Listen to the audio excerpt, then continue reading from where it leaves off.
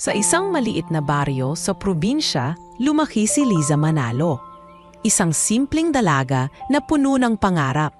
Anak siya ng isang mangingisda at isang labandera. Bata pa lang ay mahilig na siyang mag-drawing ng mga bahay at gusali, gamit lamang ang lapis at lumang papel na nakukuha niya mula sa mga itinapong gamit ng eskwelahan. Madalas siyang mapagalitan ng ina kapag nakikita itong nagtatagal sa pagguhit kaysa pagtulong sa gawaing bahay. Ngunit sa kaloob-looban ng kanyang puso, alam ni Liza na iyon ang tanging bagay na nagbibigay ng kulay sa kanyang buhay. Liza, anak, baka naman pwede mo munang itabi ang mga drawing mo at tulungan mo ko rito sa labada. Opo, Nay, sandali lang po. Matatapos ko na to. Sagot niya habang tinatapos ang isang maliit na sketch ng bahay na may mataas na bubong at malawak na bintana. Lumipas ang mga taon, naging mas malinaw kay Liza ang kanyang pangarap.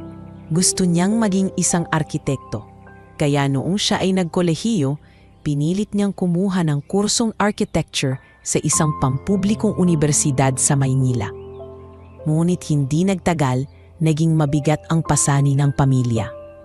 Ang kanyang ama ay nagkasakit at hindi na makapagpatuloy sa pangingisda, habang ang ina naman ay nagpatuloy sa paglalaba, ngunit hindi na sapat ang kinikita. Isang gabi, matapos ang klase, naabutan siya ng ina sa dormitoryo na umiiyak habang hawak ang mga resibo ng matrikula. Anak, kung hindi mo na kaya, pwede naman tayong huminto muna. Mas mahalaga ang kalusugan ng tatay mo, ani ng kanyang ina na halatang nagpipigil din ng luha. Hindi na nakasagot si Liza at tuluyang napayakap na lang siya rito. Doon niya napagtanto na kailangan niyang isakripisyo muna ang pangarap para sa pamilya. Matapos ang isang semestre, tuluyan na siyang huminto sa pag-aaral. Dumating siya sa puntong naghanap ng trabaho para matulungan ang pamilya. Naging tindera siya sa palengke, tagapunas ng mesa sa mga karinderya. Hanggang sa isang araw ay nakahanap siya ng regular na trabaho bilang isang janitress sa isang tanyag na kumpanya ng arkitektura sa Makati. Sa unang araw niya bilang janitress, dama niya agad ang bigat ng sitwasyon. Nakasuot siya ng simpleng uniform na kulay asul, may dalang mop at timba. Habang naglilinis ng sahig, ramdam niya ang mga matang nakatingin sa kanya. Ang ilan ay nagbubulungan, ang iba na may natatawa. Uy, ayan na si bagong janitress. Ang bata pa pero heto, tagalinis lang, bulong ng isang empleyado. Hindi iyon nakaligtas sa pandinig ni Liza, ngunit gumiti na lamang siya. Sa kabila ng lahat, nakikita niya sa dingding at mesa ang mga blueprint at sketch ng mga gusali. Mga disenyo na minsan ay pinangarap niyang gawin. Tuwing break time, hindi siya agad kumakain. Imbes, sumisilip siya sa mga mesa ng mga architect na nag-iiwan ng kanilang mga plano. Pinagmamasdan niya ang bawat linya, bawat sukat at bawat detalye. Doon siya muling nakaramdam ng pag-asa. Isang gabi, habang naglilinis ng conference room, napansin niyang may naiwan na lumang kopya ng isang architectural design. Pinulot niya ito at umupo sandali. Kumuha siya ng maliit na notebook mula sa kanyang bulsa at sinimulang gayahin ang disenyo. Ngunit may binago siyang ilang detalye upang mas gumanda ang istruktura. Kung ako ang gagawa, mas dadagdagan ko ng bintana dito, tapos mas malapad na balcony. Bulong niya sa sarili habang patuloy na nagdodrawing. Dumating ang supervisor niya at nakita siyang nagsusulat. Liza, ano yang ginagawa mo? Hindi ka rito para magdodrawing, kundi para maglinis. Baka madisiplina ka niyan. Mabilis niyang isinara ang notebook at ngumiti. Pasensya na po sir, hindi na po mauulit. Ngunit sa kanyang puso, hindi niya kayang bitawan ang pangarap. Kaya gabi-gabi, pagkatapos ng trabaho, umuuwi siya sa maliit na inuupahang kwarto sa isang lumang boarding house. Doon siya nag-aaral gamit ang mga libreng modules na nakuha niya online at mga lumang libro ng kanyang kaibigan. Kahit madilim at halos walang kuryente, nagsisindi siya ng maliit na lampara at patuloy na nag-aaral. Minsan ay napapansin siya ng kasamahan niyang janitor na si Aling Rosa. Liza, bakit di ka pa natutulog? Bukas maaga pa tayo ulit. Mumingiti lang siya at sasagot ng, may binabasa lang ako, Aling Rosa. Gusto ko kasing matuto pa. Unti-unti, ang kanyang simpleng buhay bilang janitress ay napupuno ng dalawang mukha. Ang isa'y tagalinis para sa pamilya at ang isa'y isang tahimik na mag-aaral na pilit binubuhay ang pangarap na maging arkitekto. Sa kabila ng kahirapan, hindi siya nawala ng pag-asa. Araw-araw niyang pinapaalala sa sarili, hindi habang buhay janitress ako. Balang araw, gagawa rin ako ng mga gusali na ipagmamalaki ng lahat. At sa bawat guhit na nagagawa niya sa kanyang maliit na notebook, mas lalo siyang nahuhubog. Hindi niya alam, ang simpleng pangarap na iyon ang magdadala sa kanya sa sitwasyong magpapayanig sa buong kumpanya, ang araw na may CEO na sisigaw ng, iharap niyo sa akin ang pinakamagaling na architect at siya mismo ang magtataas ng kamay. Copy ends here. Si Don Alejandro Villarosa ay isa sa mga pinakakilalang pangalan sa larangan ng negosyo at konstruksyon sa buong bansa. Kilala siya bilang isang istriktong pinuno na walang sinasanto pagdating sa kalidad ng trabaho.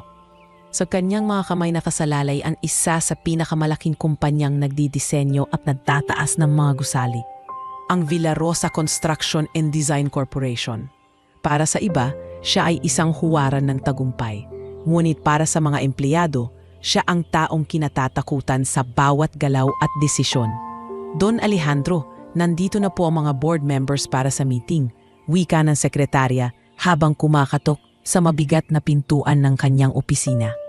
Tahimik na tumayo ang CEO mula sa kanyang upuan at nagsuot ng coat.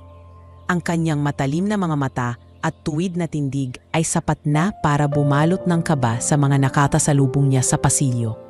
Sa bawat tapak ng kanyang sapatos sa marmol na sahig ng kumpanya, parang may kasamang bigat ng awtoridad na walang sino man ang makakapantay.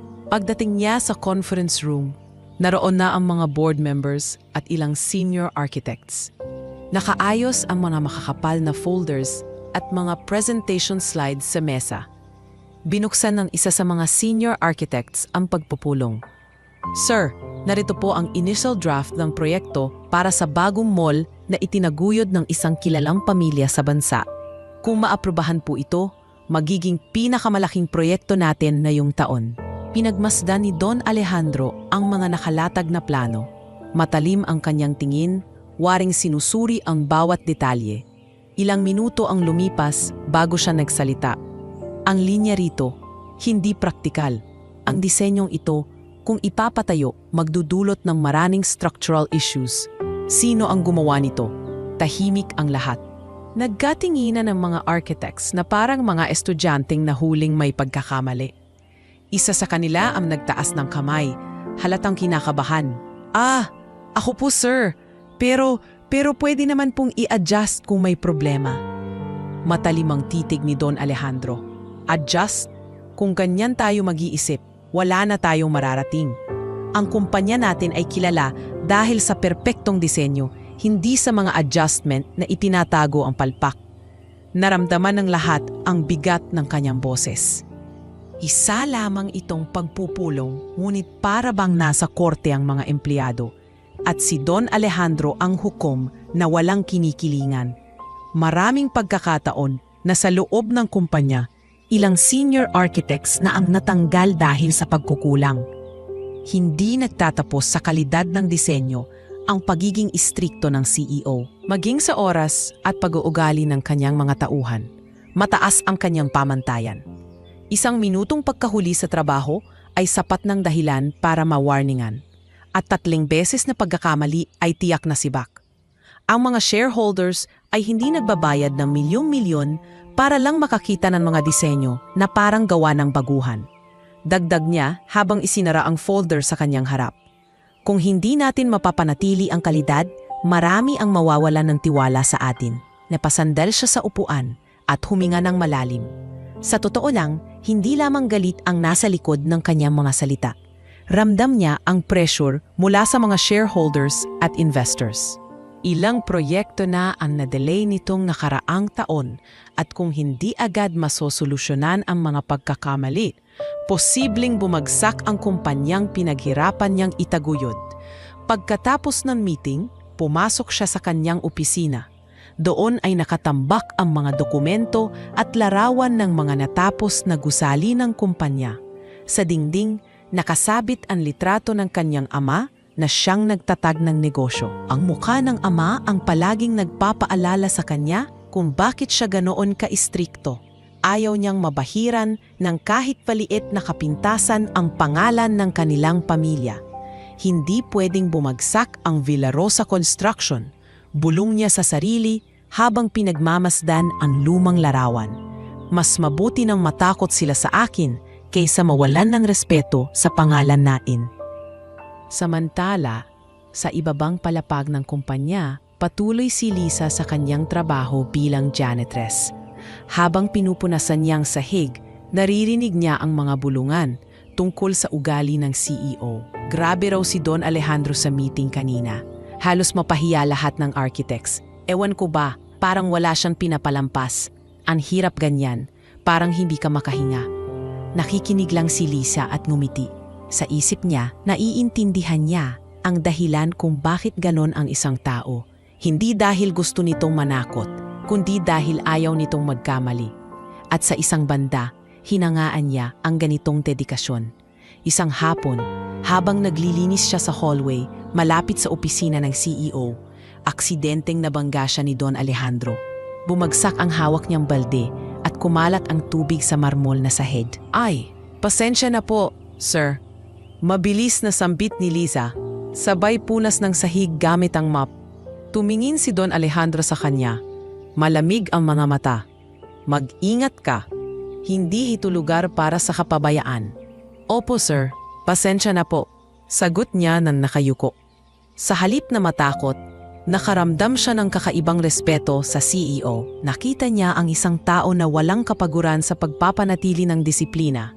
Isang taong malayo sa kanya, ngunit tila may pinagdadaanan ding bigat sa likod ng kanyang mahigpit na panlabas na anyo. At habang patuloy na umiikot ang araw sa kumpanya, mas lalo pang tumitindi ang pressure kay Don Alejandro. Palapit ng palapit ang deadline ng bagong proyekto at ang banta ng kabiguan ay lalong nagpapainit ng kanyang ulo. Hindi niya alam, sa mga darating na buwan, isang tao mula sa pinakailalim ng kanilang organisasyon, isang janitress, ang siyang magiging susi sa kanyang pinakahinihintay na solusyon. Copy ends here. Isang maulang umaga nang pumasok si Liza sa kumpanya. Basang-basa ang kanyang sapatos dahil sa baha sa kalsada. Bitbit ang lumang payong na may butas, pinilit niyang wag malate. Sa mga ganitong araw, mas mahigpit si Don Alejandro, isang minutong pagkahuli ay may katapat na parusa. Kaya't dali-dali siyang pumasok, nagpalit ng uniform sa maliit na locker room ng mga janitor at agad nagsimulang maglinis sa ikatlong palapag kung saan naroon ang mga opisina ng mga senior architects. Habang nakayuko siyang nagmop ng sahig, dumaan si Don Alejandro na halatang galing sa isang maagang pagpupulong. Suot nito ang kanyang mamahaling coat at dala ang isang makapal na folder na naglalaman ng mga plano. Abala siya sa pagbasa at hindi na malayang mababangga ang nakaluhod na si Liza. Aray! Muntik nang matumba si Liza at kumalat ang tubig mula sa kanyang timba. Tumapon ito sa gilid ng mamahaling sapatos ng CEO. Nanlaki ang kanyang mga mata at agad siyang nagmadaling magpunas. Pasensya na po sir, hindi ko po sinasadya, linisin ko po agad. Napatigil si Don Alejandro at tinitigan siya ng malamig. Tahimik ang paligid, ang mga empleyado na nakakita ay natigilan din. Magtrabaho ka ng maayos. Ang kapabayaan, maliit man o malaki, ay may epekto sa lahat. Matigas nitong wika bago nagpatuloy sa paglalakad. Pasensya na po sir, bulong ni Liza habang pinupunasan ang sahig. Narinig niya ang mga pabulong na tawa ng ilang empleyado sa gilid. Grabe, janitress palang napapagalitan na ni Don Alejandro. Paano pa kaya kung arkitek ka rito? Bulong ng isa. Ngunit hindi na lang siya umimik. Makalipas ang ilang oras matapos ang paglilinis, pumasok siya sa isang maliit na opisina upang magpunas ng mga mesa. Sa ibabaw ng isang desk, naiwan ang mga blueprint at sketches ng isang high-rise building. Napahinto siya at pinagmasdan ang mga linya. Kahit simpleng janitress lamang, may kakaibang ningning sa kanyang mga mata tuwing nakikita niya ang ganoong mga guhit. Kung ako ang gagawa nito, mas maganda siguro kung palaparin ang espasyo rito. Bulong niya habang sinusundan ng daliri ang linya sa papel. Hindi niya namalayang pumasok si Don Alejandro para kunin ang folder. Anong ginagawa mo dyan? Malamig na tanong ng CEO. Dahilan upang mabitawan ni Liza ang lapis na hawak niya. Ay, pasensya na po sir. Pinupunasan ko lang po ang mesa. Hindi ko po sinasadya. Mabilis niyang sagot, halatang nanginginig. Pinulot ni Don Alejandro ang mga papel at tumitig muli kay Liza. Sa loob-loob niya, napansin niyang parang may kakaibang interes ang dalaga sa mga plano. Hindi tulad ng karaniwang janitress na basta lang lilinisin ang paligid. Ngunit pinili niyang huwag magkomento. Huwag mong pakikialaman ang mga yan. Hindi laruan ng mga plano. Mariin niyang sambit. Opo sir, pasensya na po. Sagot ni Liza at mabilis na lumabas ng opisina, bitbit ang kanyang mop. Habang naglalakad siya sa hallway, hindi niya mapigilang maramdaman ang hiya. Ngunit kasabay nito, may kakaibang apoy ang nagsindi sa kanyang puso. Ang pagkakataong makita at mahawakan ng mga blueprint ay parang pagbabalik sa kanyang dating pangarap. Sa bawat araw na lumilipas, mas lalo niyang nararamdaman na hindi sapat ang pagiging janitress lamang. Kinagabihan, sa boarding house, nagkwento siya sa kapwa janitress na si Aling Rosa. Aling Rosa, kanina muntik na akong mapagalitan ng todo ni sir. Nabangga ko siya at nakita pa niya akong nakatitig sa mga plano. Napailing si Aling Rosa. Anak, delikado yan. Ang CEO natin, hindi siya basta-basta. Kahit senior architects takot sa kanya, ikaw pa kaya? Huwag ka na lang lumapit sa mga ganoong bagay, baka mapahamak ka. Ngumiti si Liza ngunit hindi nagsalita. Sa kanyang isip, alam niyang hindi niya kayang pigilan ang sarili. Iba ang tawag ng kanyang damdamin sa sining ng arkitektura. Kinabukasan, habang naglilinis ng conference room, napansin niyang naiwan na naman ang ilang draft ng proyekto. Muling umupo siya saglit at sinubukang iguhit sa kanyang maliit na notebook ang ilang pagbabago. Hindi niya alam, napansin siya ng isang engineer na pumasok para kunin ang gamit. Uy, anong ginagawa mo riyan? Tanong ng engineer, si Mark, na kilala sa pagiging mabait at approachable. Ah, wala naman po sir. Mahilig lang po akong mag-drawing kahit janitress lang ako. Pasensya na po, baka istorbo ako. Nahihiyang sagot ni Liza. Ngumiti si Mark. Hindi, ayos lang. Ang ganda ng stroke mo ha. Parang may alam ka sa linya at sukat. Saan ka ba nag-aral? Medyo namula si Liza at napayuko. Nag-aral po ako dati ng architecture, pero hindi ko natapos. Kinapos po kami sa pera. Tumango si Mark, halatang humanga. Sayang naman, alam mo, may galing ka. Ingatan mo yan, baka isang araw magamit mo rin. Mula noon, nagsimulang mapansin ng iilang tao sa kumpanya na kakaiba si Liza. Hindi lamang siya isang tagalinis. Mayroon siyang kakaibang tapang na makiharap, kahit hindi niya sinasabi ng lantaran. At kahit pamalamig ang naging unang pagkikita nila ni Don Alejandro, isang binhi ng pagtingin ang naitanim sa CEO. Hindi pa niya alam kung ano, pero naramdaman niyang may kakaibang karakter ang dalagang janitress na iyon. Sa kabila ng lahat, nanatiling abala si Don Alejandro sa kanyang mga proyekto. Ngunit sa likod ng kanyang isip, bumabalik ang imahe ng dalagang nakatingin sa kanyang mga plano. Hindi bilang isang mapangahas na janitress, kundi bilang isang tao na may kakaibang interes at tapang sa larangan na kanyang pinaghirapan. Copy ends here. Sa paglipas ng mga linggo, mas nakasanayan na ni Liza ang kanyang trabaho sa kumpanya. Subalit kasabay ng kanyang pagtitiis ay ang araw-araw na pagdanas ng pangungutya mula sa ilang kasamahan. Madalas siyang tinutukso ng ibang janitor at ilang empleyado na tila ba ikinagagalak na makita siyang nahihirapan. Liza, ano ba yan? Nag-aartista ka na naman sa paglinis ng sahig? Pareho lang naman yan, dumi pa rin ang trabaho mo. Biro ni Ramon, isa ring janitor na mahilig mang-asar. Napangiti na lang si Liza kahit nasasaktan sa mga salita. Trabaho pa rin to, Ramon. At least may kinikita tayo. Wala namang masama sa paglilinis. Ngunit sa kanyang puso, alam niyang mas mahirap para sa kanya ang sitwasyong iyon. Hindi lamang dahil sa pangungutya, kundi dahil sa bigat ng kanyang responsibilidad sa pamilya. Sa maliit na boarding house na inuuwian niya, madalas siyang nakakatanggap ng tawag mula sa probinsya. Minsan ay si Neneng, ang nakababatang kapatid, ang tumatawag. Ate, wala na tayong bigas. Si nanay halos hindi na kumakain, para lang kami may makain. At si tatay, mas lumalala ang ubo niya.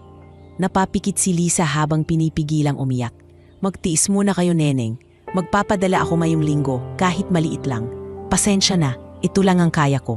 Pagkababa ng tawag, tumingin siya sa kanyang maliit na kahon kung saan nakatago ang mga ipon niya. Kaunting baryang nakasilid sa sobre ang tanging maipapadala niya. Kahit papaano, alam niyang malaking bagay na iyon para sa pamilya. Ngunit dahil sa halos wala nang natitira para sa sarili, madalas ay nagsusumiksik na lang siya sa murang boarding house na halos walang maayos na tubig at kuryente. Kapag gabi, nag-aaral siya gamit ang maliit na lampara habang pinapakinggan ang mga kapitbahay na nagtatawanan o nagkakantahan. Sa kanya, ang katahimikan at hirap ang tanging kasama. Isang araw, nagulat siya nang makita sa kanyang locker ang isang sulat mula sa probinsya. Pinasa niya ito at bumigat ang dibdib. Anak, sinanay mo ito. Pasensya ka na kung madalas kitang istorbuhin sa mga problema namin. Pero ngayon, hindi ko na alam kung paano pa natin malalampasan to. Malala na ang sakit ng tatay mo at kailangan niya ng gamot. Alam kong mahirap ang kalagayan mo riyan, pero sana matulungan mo pa rin kami kahit papaano. Mahal ka namin, anak. Napaluha si Liza at napayakap sa sulat. Doon niya lalo pang naisip na hindi niya maaaring bitawan ang trabaho. Kahit gaano kahirap, kailangan niyang magpatuloy para sa pamilya. Ngunit hindi lang iyon ang kanyang kinakaharap. Sa kumpanya mismo, may mga empleyado na tuwing nakikita siyang nakasilip sa mga plano o nagsusulat sa kanyang notebook, ay pinagtatawanan siya. Uy, akala mo siguro arkitek ka, ano? Tigilan mo nga yan, baka isipin pa ni Don Alejandro na ambisyosa ka, sabi ng isang babaeng sekretary. Ngumiti lang si Liza at isinara ang kanyang notebook. Ngunit sa gabi, muling binuksan niya iyon at ipinagpatuloy ang pagguhit. Kahit pa siya ay napapagod mula sa buong araw na paglilinis, hindi niya kayang bitawan ang pangarap. Dumating ang pagkakataon na halos mawalan siya ng pag-asa. Isang gabi, habang naglalakad pa uwi, bigla siyang nakaramdam ng pagkahilo. Sumandal siya sa pader at halos mawalan ng malay. Mabuti na lang at may isang kapitbahay na lumapit at inalalayan siya. Liza, ayos ka lang?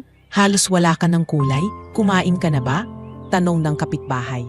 Mahina siyang ngumiti. Medyo pagod lang siguro. Saka, madalas, tinitipid ko ang pagkain para mas marami akong maipadala sa probinsya. Napailing ang kapitbahay at inalok siya ng mainit na sabaw. Doon niya muling napagtanto na ang kanyang buhay ay isang walang tigil na sakripisyo, isang paglalaban sa pagitan ng sariling pangarap at ng mga pangangailangan ng pamilya. Ngunit sa kabila ng lahat, hindi siya sumuko. Sa tuwing nakikita niya ang mga gusaling dinisenyo ng kumpanya, bumabalik ang apoy sa kanyang puso. Balang araw, makakagawa rin ako ng sarili kong disenyo, bulong niya sa sarili. Naging mas matatag siya sa bawat hamon. Sa mga panahong nararamdaman niya ang pangungutya at hirap, doon ding siya humuhugot ng lakas para magpatuloy. Ang kanyang tuwala sa sarili, bagamat madalas sinusubok, ay hindi lubusang naglaho. At kahit hindi alam ng karamihan, ang simpleng janitress na si Lisa ay may pusong mas malakas kaysa sa inaakala ng lahat. Isang pusong handang lumaban para sa pamilya at sa pangarap. Kahit gaano kahirap ang daan. Copy ends here. Isang umaga, habang naglilinis si Lisa sa conference room pagkatapos ng isang mahabang meeting ng mga architects, napansin niya ang isang makapal na blueprint na naiwan sa mesa. Nakabukas ito at kita ang ilang guhit ng floor plan para sa isang gusali na balak itayo sa Quezon City. Habang pinupunasan niya ang mesa, napahinto siya at napatingin sa mga linya. May nakita siyang isang bahagi ng disenyo na tila hindi tugma sa pagkakaayos ng mga pasilyo. Masyadong masikip to. Paano kaya kung ganito ang gawin? Mahina niyang bulong habang inilabas ang kanyang maliit na notebook. Gumuhit siya ng alternatibong layout, mas maluwag ang espasyo at mas praktikal ang daloy ng mga tao. Hindi niya namalayang nakapasok si Mark, ang engineer na minsan na ring nakakita sa kanyang pagguhit. "Uy, Liza, ano na naman yung ginagawa mo?" Nagulat siya at agad itinago ang notebook. Wala naman po, Sir Mark. Naglilinis lang ako." Mumiti si Mark. "Hindi mo na kailangang itago. Alam kong may talento ka. Pwede ko bang makita?" Dahan-dahang inilabas ni Liza ang notebook at ipinakita ang guhit. Napakamot ng ulo si Mark, halatang nagulat. "Grabe, Liza! Alam mo bang mas maganda to kaysa sa draft na ginawa ng senior architect namin? Ang husay mo talaga!" "Saan ka nga ulit nag-aral?" Mahinang sagot ni Liza. "Nagumpisa po ako sa architecture dati, pero hindi ko natapos. Kinapos po kami sa pera at nagkasakit si tatay. Kaya heto, janitress na lang muna." Tumango si Mark, may halong paghanga at awa. "Sayang. Pero alam mo, hindi nasasayang ang talento kung patuloy mo pa ring pinapanday. Ingatan mo yung mga guhit mo. Baka dumating ang araw na magamit mo rin." Mula noon, naging lihim na kaibigan ni Liza si Mark. Kapag may pagkakataon, dumadaan siya sa conference room at tinutulungan itong maglinis para lang makausap. Minsan ay binibigyan pa siya nito ng lumang libro tungkol sa engineering at architecture. "Salamat po, Sir Mark. Malaking tulong po ito," sabi ni Liza isang gabi, matapos mag-abot ng libro ang engineer. "Huwag mo na akong tawaging Sir, Liza. Kaibigan mo ako at naniniwala ako na hindi ka habang buhay janitress. May panahon para sa pangarap mo," sagot ni Mark. Ngunit hindi lahat ng tao sa kumpanya ay ganoon ang pagtingin kay Liza. Isang araw, habang abala siya sa pagdodrawing sa kanyang notebook, habang break time, may dalawang sekretarya ang nakakita sa kanya. "Aba, tingnan mo si janitress, nagpapanggap na architect," sabi ng isa habang tumatawa. "Siguro iniisip niya balang araw magiging katulad siya ng mga boss natin." "Ambisyosa," dagdag ng isa. Napayuko si Liza, ngunit hindi niya hinayaang mabasag ang kanyang loob.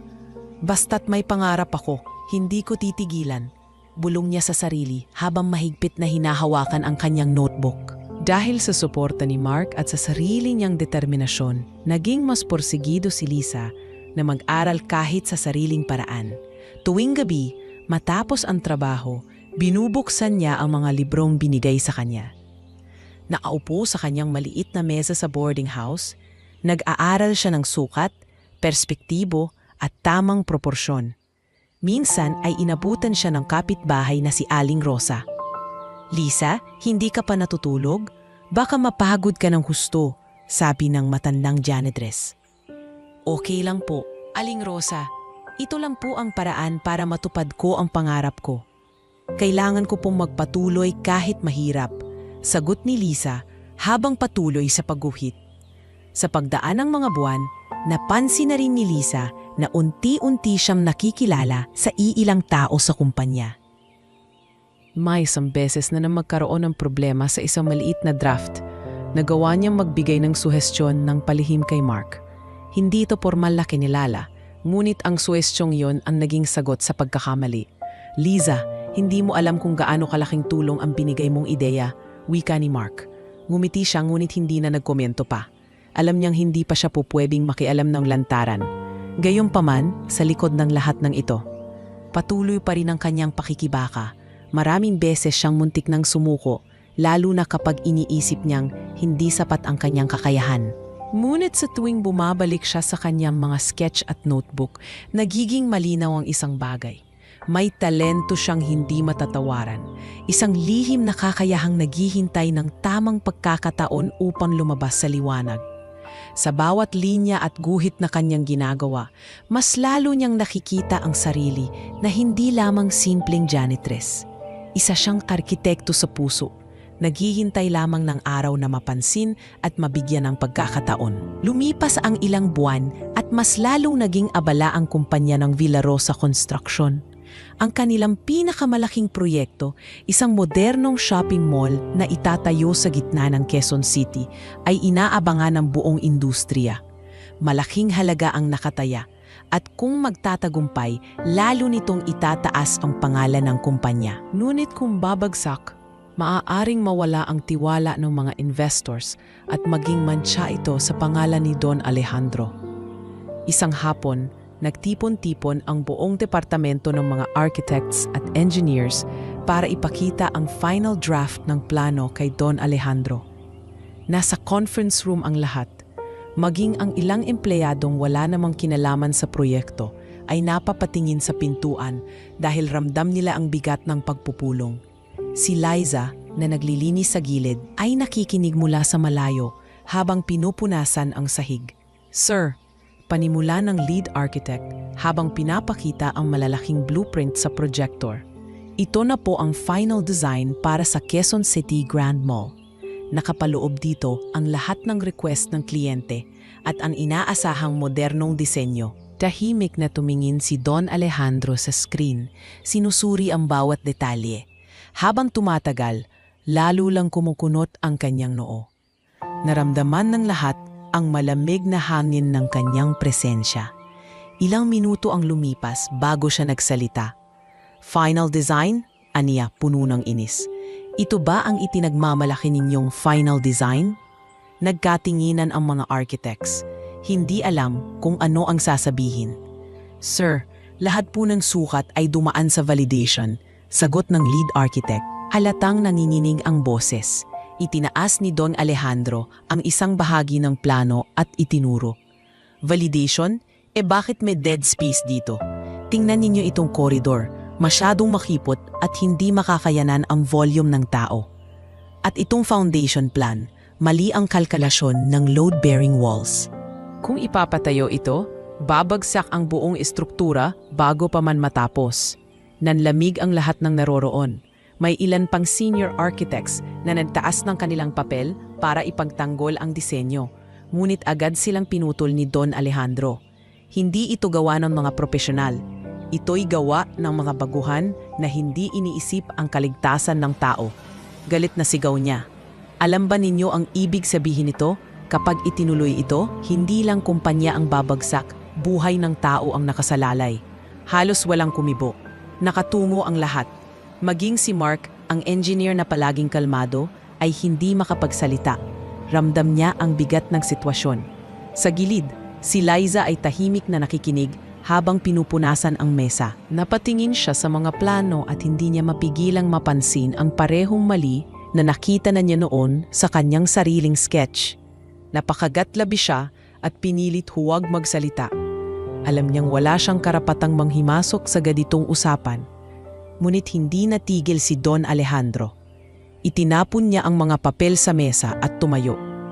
"Kung ganito ang kalidad ng trabaho ninyo, mas mabuti pang magsara na lang tayo. Ang Villa Rosa Construction ay hindi tatakbo sa ganitong uri ng kahihiyan." Napatitig siya sa buong silid at sa puntong iyon, halos manginig ang lahat ng empleyado.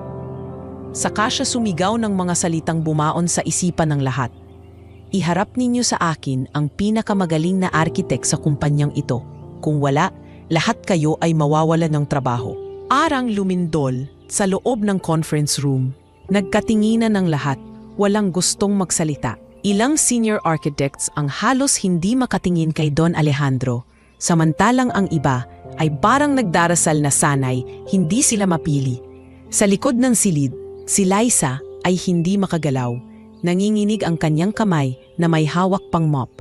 Ang nasalita ng CEO ay parang dumiretso sa kanyang dibdib. Alam niyang mali ang ginawa ng mga architects at alam niyang may ideya siya kung paano ito maaayos.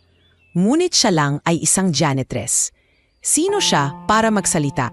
Muli, bumulyaw si Don Alejandro. "Mas malakas na ngayon. Narinig ninyo ba ako? Iharap ninyo sa akin ang pinakamagaling na architect. Kung hindi, tapos na ang lahat." Sa katahimikan, unti-unting umangat ang kamay ni Liza. Hindi niya alam kung saan galing ang tapang na iyon.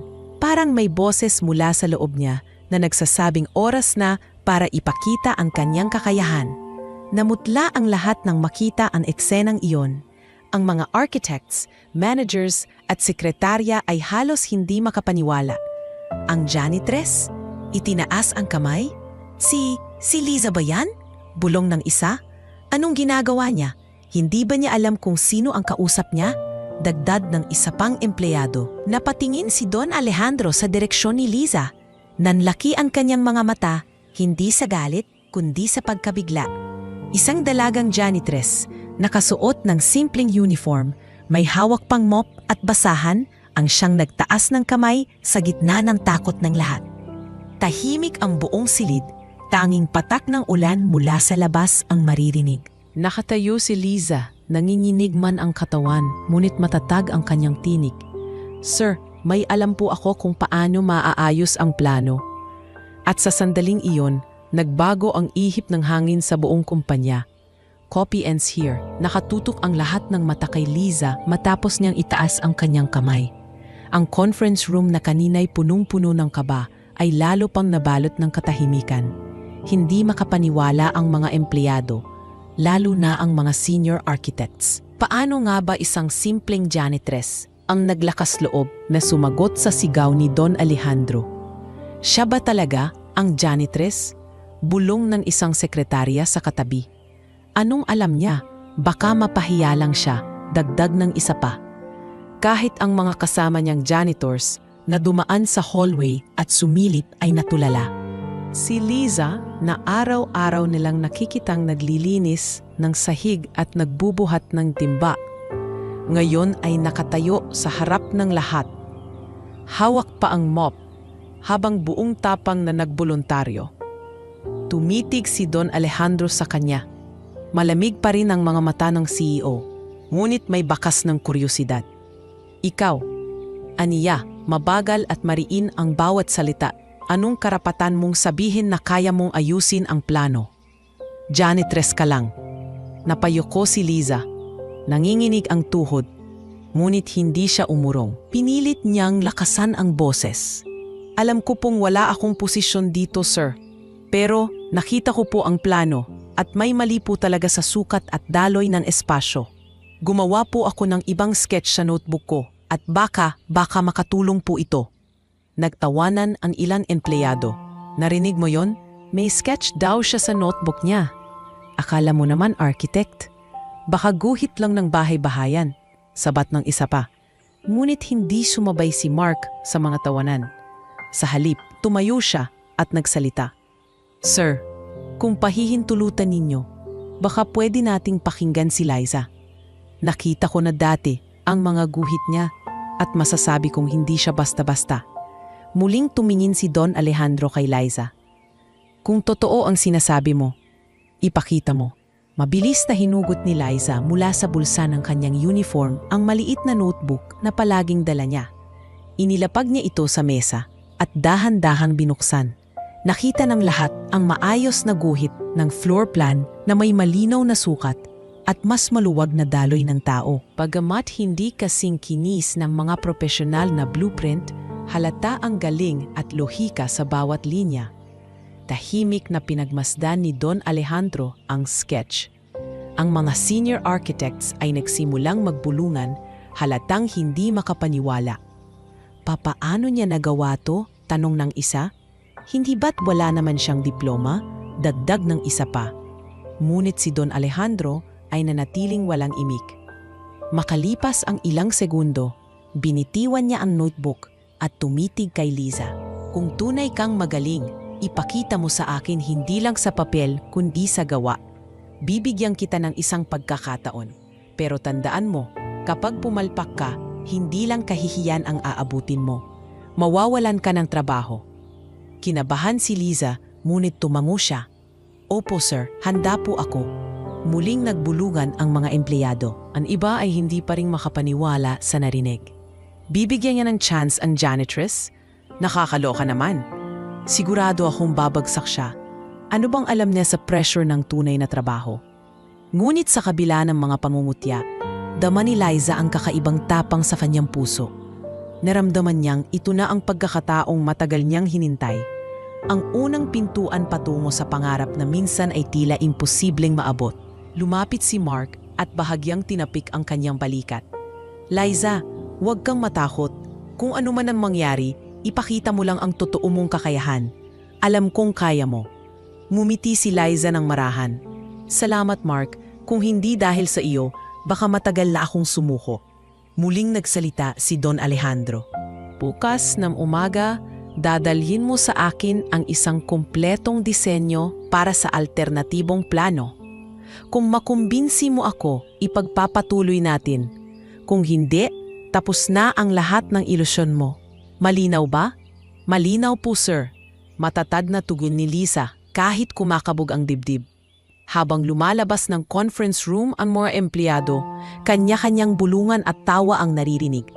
Ang iba'y galit na tila na insulto na ang kanilang propesyon ay pinasok ng isang janitress. Ang iba naman ay nanonood lang, naghihintay ng magiging resulta. Naiwan si Lisa sa silid, hawak ang notebook at iniisip ang hamon. Naroon si Mark na sumama sa kanya, nag-alok ng tulong. Kung kailangan mo ng mga lumang libro o references, pwede kong ibigay sa iyo. Pero tandaan mo, lahat ng ideya mo, ikaw mismo ang magpapasya. Nagpasalamat siya at naglakad pa uwi ng gabing iyon. Sa kanyang maliit na kwarto, binuksan niya ang lampara at inilatag ang notebook at mga lumang gamit sa pagguhit. Ang mga salita ni Don Alejandro ay paulit-ulit na bumabalik sa kanyang isip. Isang pagkakataon, pinagmasdan niya ang kamay niyang sanay na mot at timba. Ngayon, hahawak ito sa lapis at ruler para patunayan ang sarili. Habang nagdodrawing siya ng mga linya at detalyeng unti-unting bumubuo ng disenyo, naisip niya ang kanyang pamilya sa probinsya. Ang bawat guhit ay alay niya sa kanyang ina, sa kapatid at sa amang may sakit. Habang lumilipas ang oras, hindi niya alintana ang pagod. Sa bawat pahina ng kanyang sketch, nararamdaman niyang mas lumalapit siya sa pangarap. Sa kabila ng pangungutya at alinlangan ng iba, alam niyang may isang bagay na hawak-hawak niya, ang katotohanang totoo ang kanyang katayahan. At sa pagsapit ng madaling araw, handa na siyang harapin ang pinakamatinding pagsubok ng kanyang buhay. Copy ends here. Kinabukasan maaga pa lamang ay gising na si Liza. Sa maliit niyang silid sa boarding house, naalatag sa mesa ang mga guhit na buong magdamag niyang pinaghirapan. Halos hindi na siya nakatulog. Bawat linya at sukat ay paulit-ulit niyang tiningnan at inayos. Tila ba ang bawat pahina ng kanyang sketchbook ay naglalaman ng puso at kaluluwa niya. Ngayon, ito ang kanyang sandata para patunayan na hindi siya basta-basta. Lisa pa ba natutulog mula kagabi? Sa tanong ni Aling Rosa, ang matandang janitress na kasama niya sa boarding house. Gumiti siya, kahit bakas ang pagod sa mukha. Hindi po, Aling Rosa. Kailangan kong matapos. Isang pagkakataon lang ang binigay sa akin ng CEO. Hindi ko pwedeng palampasin. Napailing si Aling Rosa, ngunit may ngiti sa labi. Matapang kahidya. Ipagdarasal ko na magtagumpay ka. Bit-bit ang kanyang sketchbook at ilang papel, nagtungo siya sa kumpanya bago pa man sumikat ang araw. Pagdating niya sa conference room, nandoon na si Don Alejandro, nakaupo sa dulo ng mesa na tila hari sa kanyang trono. Mahigpit ang tingin nito, parang walang bakas ng awa sa kahit sino. Handa ka na ba? Tanong ng CEO, malamig ang boses. Humina ng malalim si Liza at tumango. Opo, sir. Lumapit siya sa mesa at inilatag ang kanyang mga guhit. Pinakita niya ang alternatibong disenyo ng mall.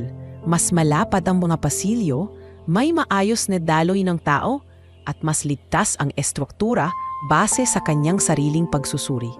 Tahimik ang buong silid habang isa-isang tinitingnan ni Don Alejandro ang mga guhit. Ang ilang senior architects ay nakasilip mula sa likod, nakakunot ang noo at halatang hindi sang-ayon. May ilan pa ngang napailing, wari hindi makapaniwala na ang isang janitress ay may lakas ng loob na magharap ng plano sa CDO mismo. Habang patuloy na nakatitig si Don Alejandro sa kanyang mga guhit, halos mapatid ang hininga ni Liza. Ramdam niya ang malamig na pawis sa kanyang batok at ang mabilis na tibok ng kanyang puso. Sir, mahina niyang sambit. Ang plano po nila ay nag-iiwan ng maraming dead space. Kung gagawin po natin ang mas malalapad na pasilyo at tamang distribusyon ng load-bearing walls, mas ligtas at mas magagamit ng maayos ang buong espasyo. Itinaas ng CEO ang kanyang tingin at tumitig kay Lisa. At paano mo nasabi iyan? Wala ka namang diploma. Anong basihan mo? Napalunok si Lisa, ngunit hindi siya umatras.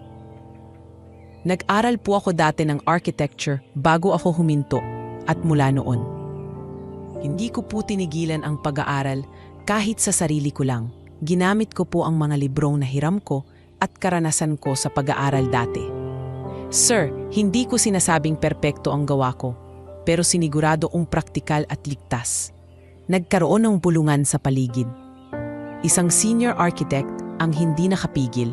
Sir, hindi ba malaking kahihiyan sa atin kung makikinig tayo sa isang janitress? Ang dami naming pinagdaanan para makarating dito. Ngunit bago pa makasagot si Don Alejandro, sumingit si Mark. Sir, pwede ko bang suriin ang guhit ni Liza? Tumango ang CEO. Kinuha ni Mark ang papel at pinagmasdan. Maya-maya, nagtaas siya ng tingin. Sir, tama siya. May mali talaga sa koridor at sa weight distribution ng plano. Ang suggestion ni Liza ay mas safe at mas cost-efficient. Natahimik ang lahat. Lalong bumigat ang tingin ng CEO kay Liza. Kung ganon, gawin mo ito sa mas malaking sukat. Bibigyan kita ng 3 araw para gumawa ng kumpletong presentasyon. Gusto kong makita kung kaya mong ipagtanggol ang gawa mo sa harap ng board at ng mga kliyente.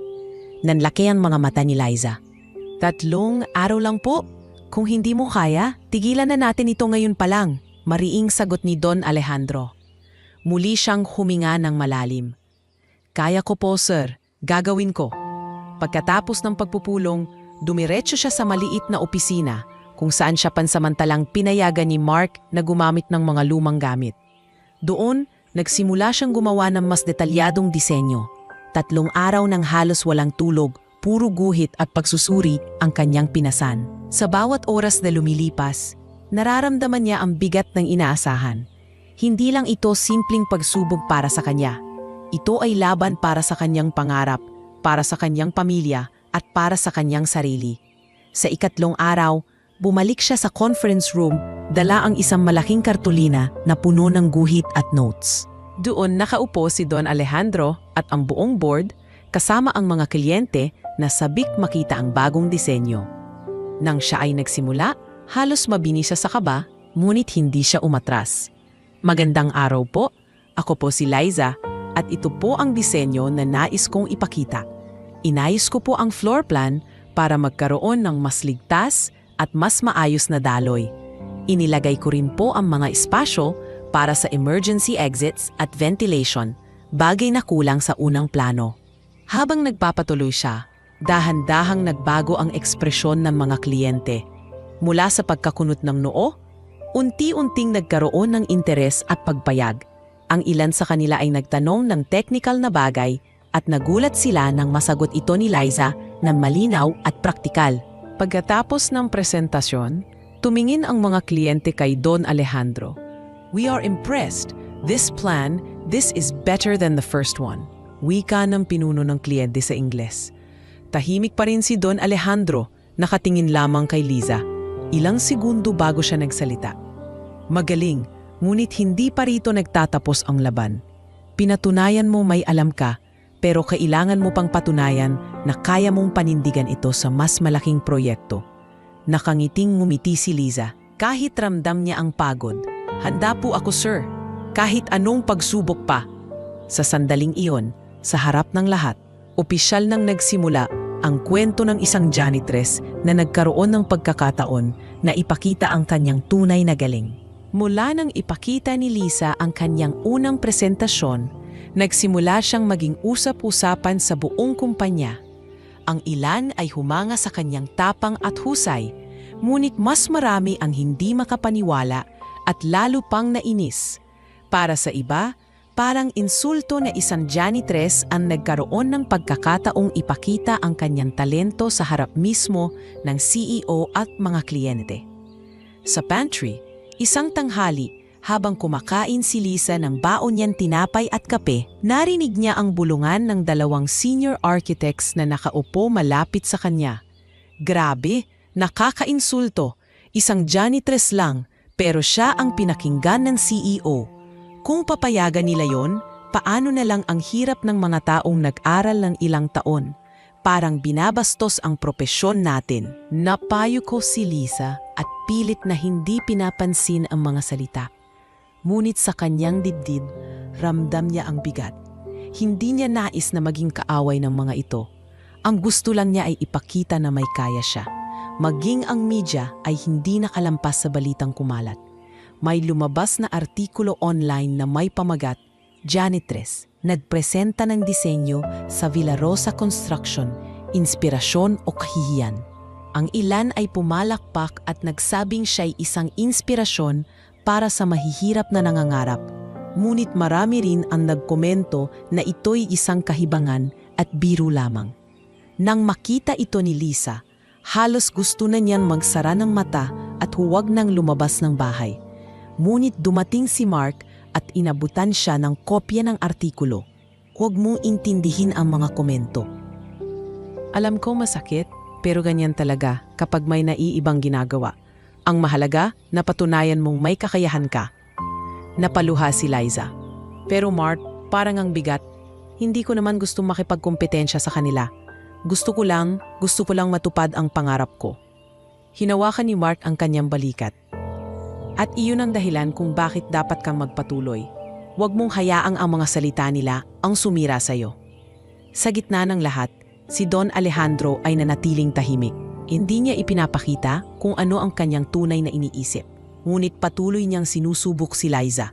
Tuwing meeting, bigla na lang niyang tinatanong ang dalaga ng mahihirap na detalye tungkol sa disenyo para makita kung tunay na alam niya ang kanyang sinasabi o swerte lang. Kung may sunog sa ikatlong palapag, saan dadaan ang mga tao?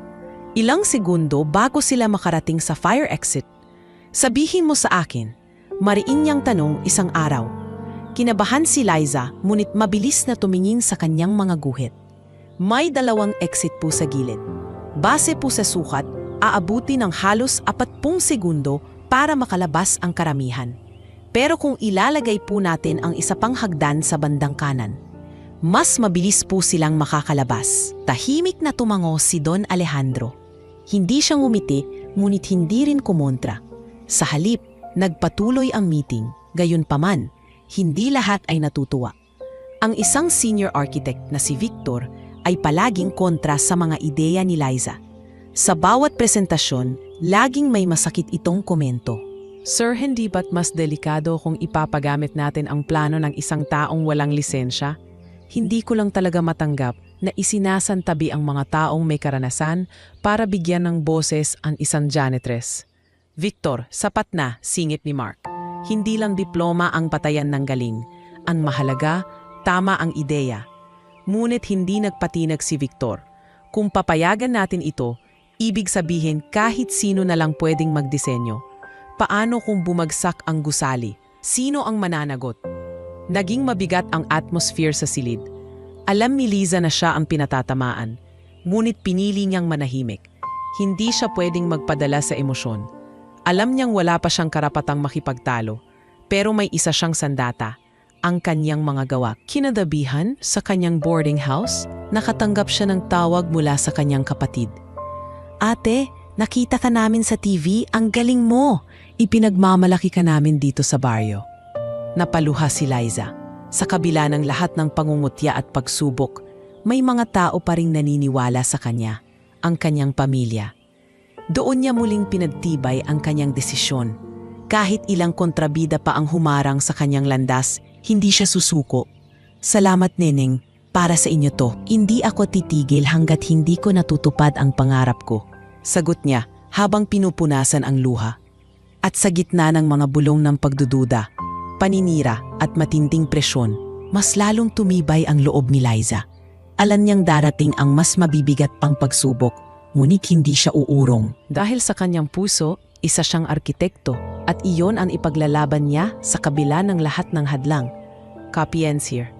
Makalipas ang ilang linggo ng walang tigil na pagpupulong at pagpupuyat, Unti-unti nang napapansin ang pangalan ni Lisa sa loob ng kumpanya. Ang mga kliyente na dating nagdududa ay nagsimulang magpakita ng interes sa kanyang mga ideya. Isang malaking hakbang ang nagbukas ng pinto. Nang iharap muli ni Don Alejandro ang revised plan na base sa disenyo ni Lisa, mas maraming investors ang nabighani. "Sir, this is remarkable." Wika ng isa sa mga banyagang kliyente. "The flow of the structure makes more sense now. Whoever did this has vision." Napatingin si Don Alejandro kay Lisa na tahimik lang na nakaupo sa dulo ng silid. Nakayukong parang ayaw ipakita ang sarili. Ngunit sa kanyang loob, naramdaman niyang unti-unti nang nakukuha ng dalaga ang respeto na hindi kailanmang naibigay sa kanya noon. Pagkatapos ng meeting, nilapitan siya ng isang babaeng manager. "Liza, hindi ko alam kung paano mo nagawa iyon. Maraming salamat na iligtas mo ang kumpanya sa kahihiyan." Namula siya at mahinhong umiti. "Ginawa ko lang po ang alam kong tama. Ngunit hindi lahat ay masaya." Kitang-kita pa rin ang pagkadismaya ni Victor, ang senior architect na laging kontra sa kanya. Habang palabas ng conference room, maririnig ang bulong niya sa iba. "Hindi ito tatagal. Isang janitress lang siya. Hindi siya magtatagal sa larangan natin." Ngunit sa kabila ng mga paninira, ang isa namang tagumpay ay dumating. Isang kilalang investor ang nag-alok ng scholarship para kay Liza. Sa isang maliit na pagtitipon, inabot sa kanya ng isang matandang babaeng kilala bilang philanthropist ang isang sobre. "Anak, nakita ko ang pagpupursige mo. Nararapat ka sa pagkakataon. Ito'y scholarship para maipagpatuloy mo ang pag-aaral sa architecture. Huwag mong sayangin." Naluha si Lisa habang tinatanggap ang sobre. "Maraming salamat po. Hindi ko po kayo bibiguin." Nang malaman ito ng kanyang pamilya, abot langit ang kanilang tuwa. Tumawag si Neneng sa kanya. "Ate, ang galing mo na." Sabi ni nanay, ipinagmamalaki kanya sa lahat ng kapitbahay. Dati nahihiya siya dahil janitress ka lang. Pero ngayon, lagi niyang sinasabi na magiging architect ka talaga. Napangiti si Liza sa kabilang linya, kahit nangingilid ang luha. "Hindi lang ito para sa akin, Neneng. Para ito sa atin. Palang araw, hindi na kayo maghihirap." Samantala, sa kumpanya, lalo pang lumalim ang suporta ni Mark. Madalas siyang sumilip sa ginagawa ni Liza at nagbibigay ng mga tips. Hindi niya ito tinutulungan ng sobra, kundi tinuturuan kung paano tumindig sa sarili. "Liza, kapag nag-aaral ka, huwag mong isipin na kailangan mong patunayan ang sarili mo sa lahat. Gawin mo ito dahil gusto mo. Ang iba, kusa silang magbabago ng tingin sa'yo." Ngumiti siya. "Salamat Mark, kung wala ka, baka sumuko na ako noon pa." Isang araw dumating ang pagkakataong siya mismo ang tinawag ni Don Alejandro para makaharap ang ilang malalaking kliyente. Kinakabahan siyang pumasok sa silid, suot pa rin ang kanyang simpleng uniform. Ngunit sa harap ng mga banyagang negosyante, siya ang piniling magsalita tungkol sa disenyo. "Miss Liza," wika ni Don Alejandro, "can you explain to our clients the logic behind this adjustment?" Nanlaki ang mga mata ni Liza. Hindi niya inaasahan na siyang ituturo. Ngunit huminga siya ng malalim at nagsalita. "The design needed more breathing space for people. By widening the corridors and placing additional exits, we're not only ensuring safety, but also giving a sense of openness. It creates a balance between aesthetics and practicality." Tahimik ang silid sa ilang segundo at pagkatapos ay nagpalakpakan ang mga kliyente. "Excellent," sabi ng isa. "She speaks with both knowledge and heart." Muling napatingin si Don Alejandro kay Liza. Hindi siya ngumiti, ngunit sa kanyang mga mata, mabakas ng pag-amin. Nakita niya na ang dalagang janitress ay may kakaibang talento. Hindi nagtagal, ipinatawag siya ng HR department. "Liza, dahil sa kontribusyon mo sa proyekto, simula ngayon ay opisyal ka nang magiging assistant sa design team. Hindi ka na lang basta janitress." Nanlaki ang mga mata niya, hindi makapaniwala. "Totoo po ba?" Ngumiti ang HR officer. "Totoo. At habang nag-aaral ka, makakatulong ito para mas lalo kang maging handa. Huwag mong kalimutan, marami ang naniniwala sa'yo." Umiiyak na napangiti si Liza habang iniisip ang mahabang paglalakbay na kanyang dinaanan. Mula sa pamumutya at hirap, unti-unti na siyang umaangat. Ngunit alam niyang hindi pa rito nagtatapos ang laban. Marami pang haharang at susubok sa kanya. Ngunit ngayon, may bago na siyang kalasad, ang tiwala ng iilan at ang unti-unting pagkilala ng mundo. Sa pag-uwi niya ng gabing iyon, bitbit ang sobre ng scholarship at ang balitang opisyal na siyang bahagi ng design team, napatingin siya sa langit at bulong sa sarili. Salamat, Diyos ko. Malayo pa, pero nakakasabay na ako sa laban. At sa kanyang puso, lalong tumibay ang paniniwala na kahit isang janitress, kung may pangarap at determinasyon, kayang tumindig at umangat. Copy ends here. Habang unti-unti nang umaangat si Liza sa loob ng kumpanya, dumating naman ang pinakamalaking dagok sa kanyang personal na buhay. Isang gabi, nakatanggap siya ng tawag mula sa kanyang kapatid na si Neneng. Hindi pa man niya sinasagot ang telepono, ay ramdam na niya ang bigat ng balitang darating. Ate, umiiyak na boses ni Neneng ang narinig niya. Lumalala si tatay. Sabi ng doktor, kailangan na talaga niyang bumili ng mas mahal na gamot. Kung hindi, baka lumala pa ang sakit niya. Napatigil si Liza at napaupo sa gilid ng kanyang kama. Nanlabo ang kanyang mga mata sa luha. Huwag kang mag-alala, Neneng, gagawa ako ng paraan. Kahit anong mangyari, hindi ko pababayaan si tatay. Pagkababa ng tawag, napatingin siya sa kanyang mga kamay. Kamakailan lang, ay natanggap niya ang scholarship at ang posisyon bilang assistant sa design team. Ngunit alam niyan ang maliit niyang kita ay hindi pa rin sasapat para tustusan ang gamot at pangangailangan ng pamilya. Kinabukasan, kahit pagod, pumasok pa rin siya sa opisina. Habang nakaupo siya sa desk na inilalaan sa kanya ng design team, hindi niya maiwasang magbukang malayo ang iniisip. Napansin ito ni Mark. Liza, may problema ba? Tanong ng engineer habang napatayo sa tabi niya. Saglit siyang tumingin kay Mark at nagpilit ng ngiti. Wala naman, pagod lang siguro. Ngunit hindi siya nakalusot. Hindi ako basta-basta naniniwala, Liza. Nakikita ko sa mga mata mo. Ano ang nangyayari? Napabuntong hininga si Liza bago nagsalita. Si tatay, mas lumala ang sakit niya. Kailangan ng mas mahal na gamot. Hindi ko alam kung saan ako kukuha ng pera. Tahimik na tumangot si Mark, halatang nag-aalala. Kung kailangan mo ng tulong, huwag kang mahihiyang magsabi. Hindi mo kailangang akuin lahat mag-isa. Ngunit umiling si Liza. Mark, salamat, pero ayokong maging pabigat. Kailangan kong harapin ito. Siguro, magdo-double job na lang ako. Gagawin ko ang lahat para sa pamilya. Sa mga sumunod na araw, halos hindi na siya nagpapahina. Bukod sa trabaho niya sa kumpanya, kumuha siya ng maliit na part-time na trabaho sa gabi bilang tagasali ng mga dokumento gamit ang kanyang natutunang kaalaman sa Ingles at ilang simpleng technical terms. Ginagawa niya ito sa boarding house gamit ang lumang laptop na hiniram niya kay Mark.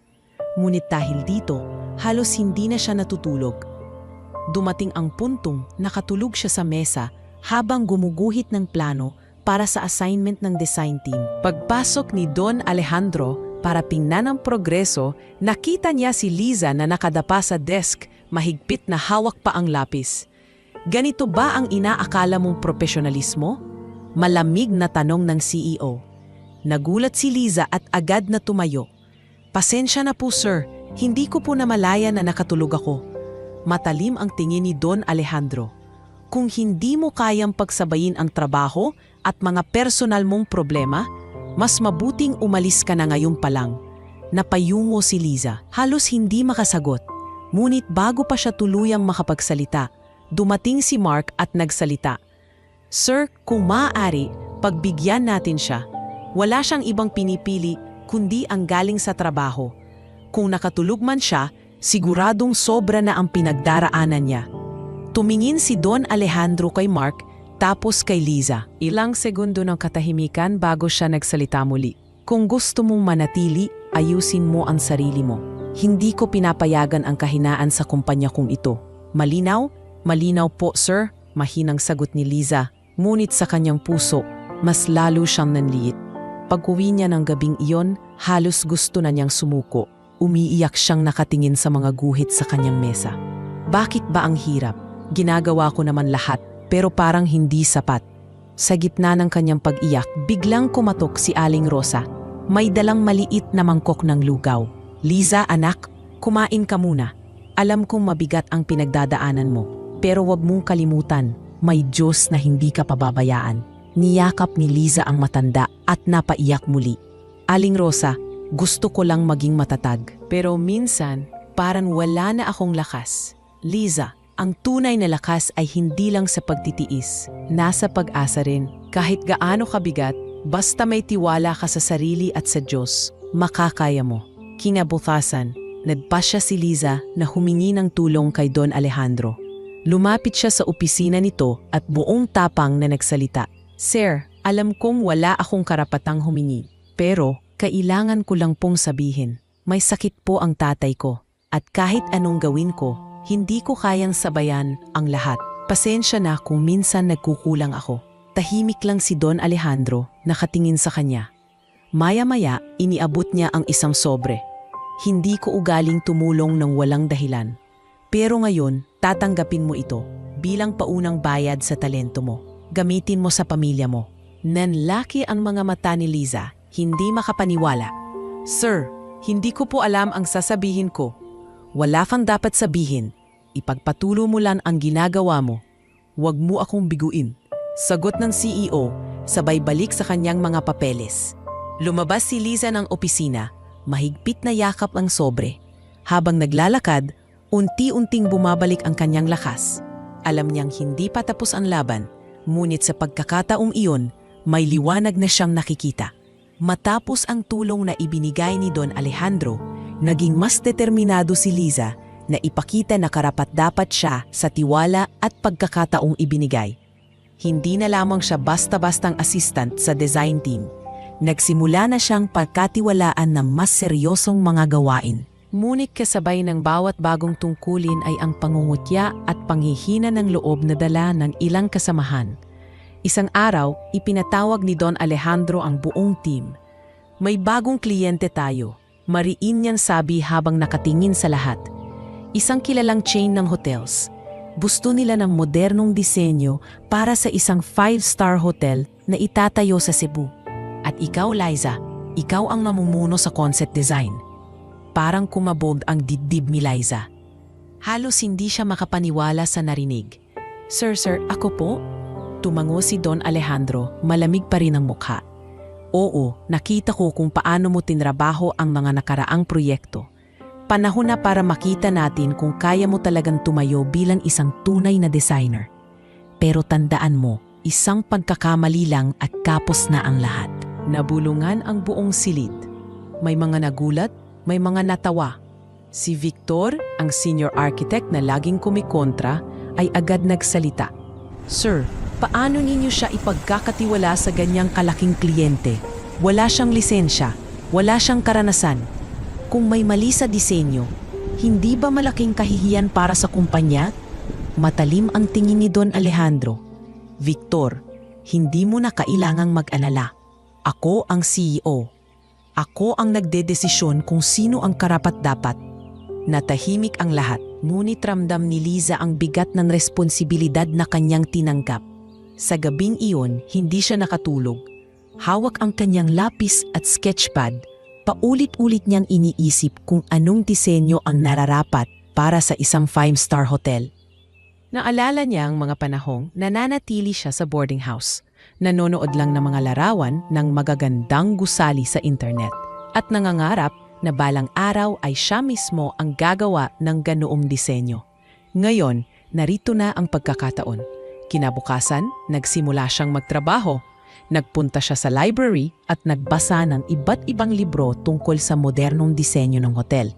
Humingi rin siya ng payo kay Mark na palaging handang magbigay ng gabay.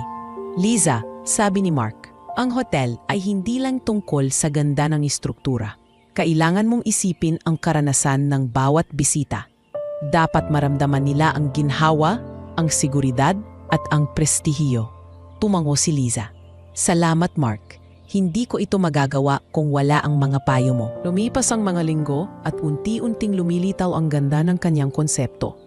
Sa bawat guhit at plano, sinigurado niyang maayos ang daloy ng tao mula lobby hanggang sa kwarto. Maganda ang orientation para masulit ang tanawin ng dagat at ligtas ang estruktura laban sa sakuna. Hindi ito naging madali. Maraming beses siyang nagkamali at binura ang kanyang mga plano. Ngunit sa bawat pagkakamali ay mas lalo siyang tumitibay. Dumating ang araw ng presentasyon. Nasa malaking conference hall, ang buong board, pati na rin ang mga kinatawan ng kliyente.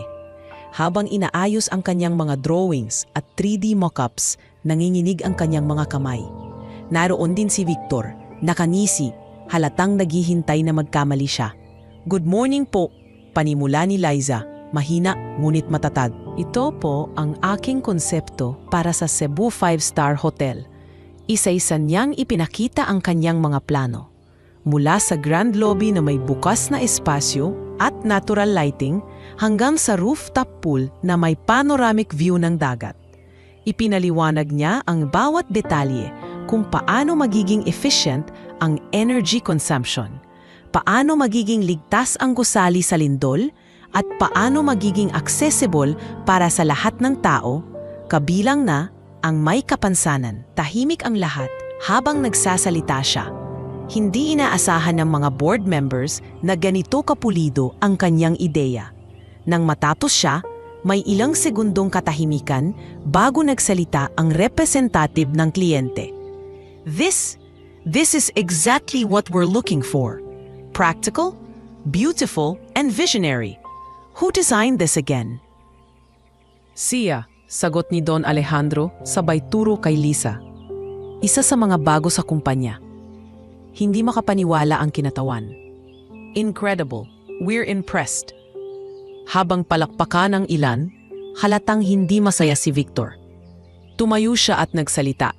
"Sir, hindi pa rin ito sapat. Hindi siya licensed architect. Paano kung hindi pumasa sa building code? Paano kung may kapalpakan?" Ngunit bago pa makapagsalita si Don Alejandro, sumagot si Lisa. "Sir Victor, naiintindihan ko ang inyong pangamba. Ngunit sinuri ko po ito base sa mga standards at codes na natutunan ko. At bukas po ako sa lahat ng corrections at revisions.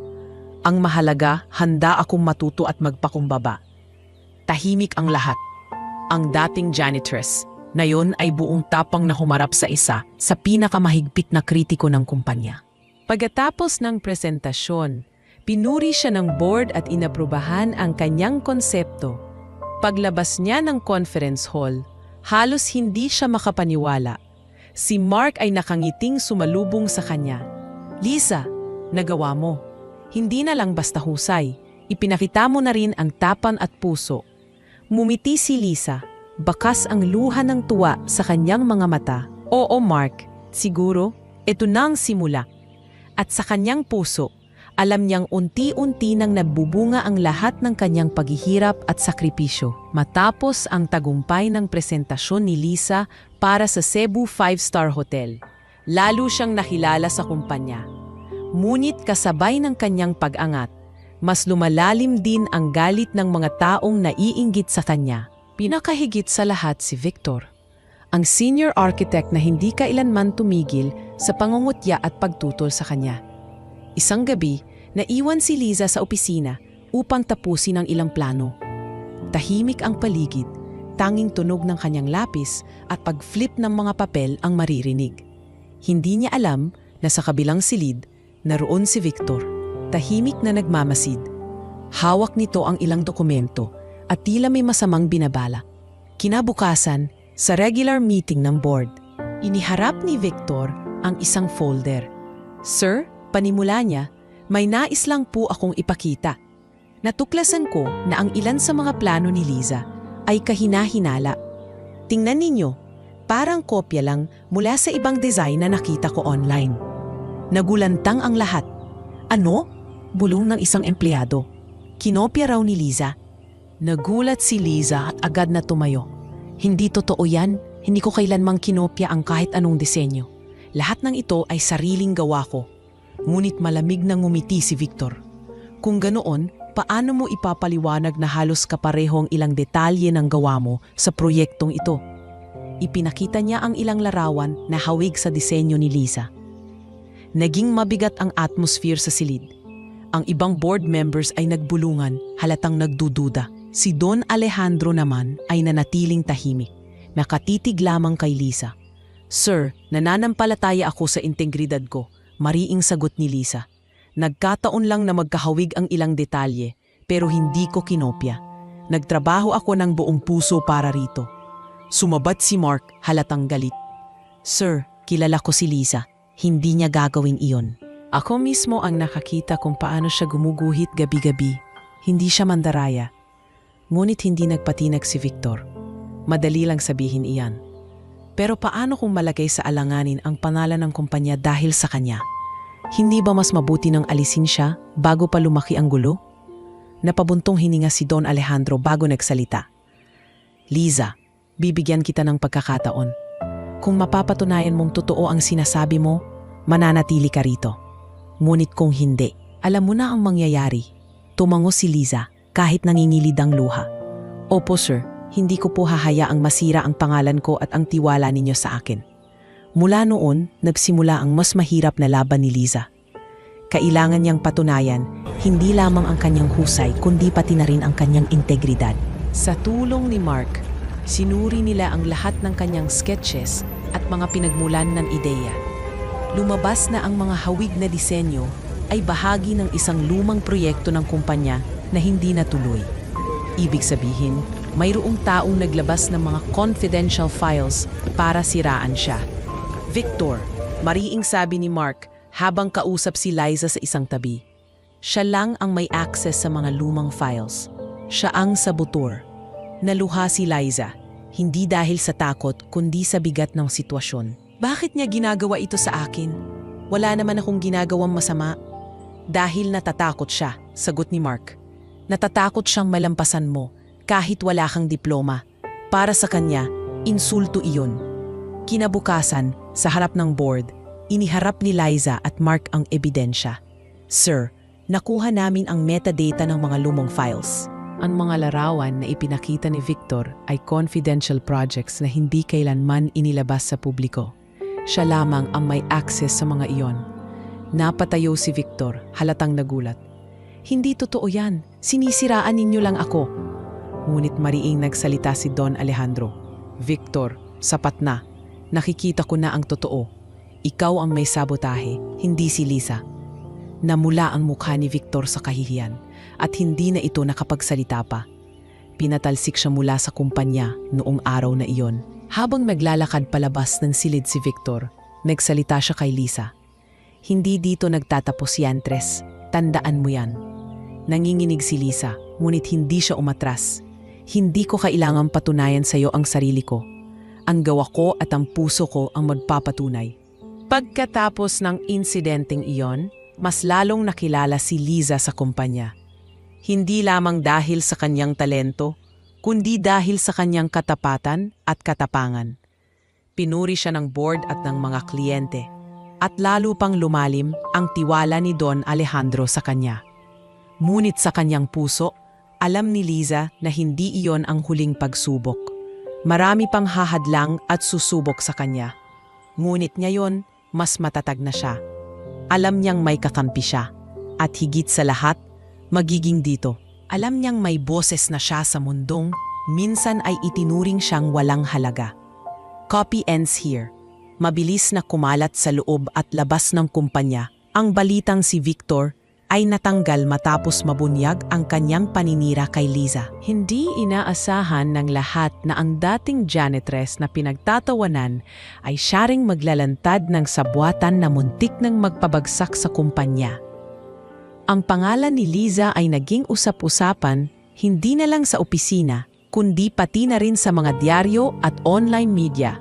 Lumabas ang isang artikulo na may pamagat, "Mula sa walis at mop hanggang blueprint, kwento ng isang janitress na naging inspirasyon." Ang larawan ni Liza suot pa rin ang kanyang simpleng uniform. Habang hawak ang mga guhit na kanyang ginawa, ay kumalat sa social media. Marami ang napahanga, ngunit may ilang pa ring hindi makapaniwala. Isang umaga, habang naglalakad siya papasok sa opisina, may dalawang staff na dating madalas siyang pintasan. Bigla silang lumapit at ngumiti. "Liza, Pasensya ka na ha, dati kasi hindi kami naniniwala. Pero ngayon, saludo kami sa'yo. Napangiti si Lisa at tumugon ng marahan. Wala yun. Ang mahalaga, natutunan nating lahat na huwag maliitin ang kakayahan ng iba.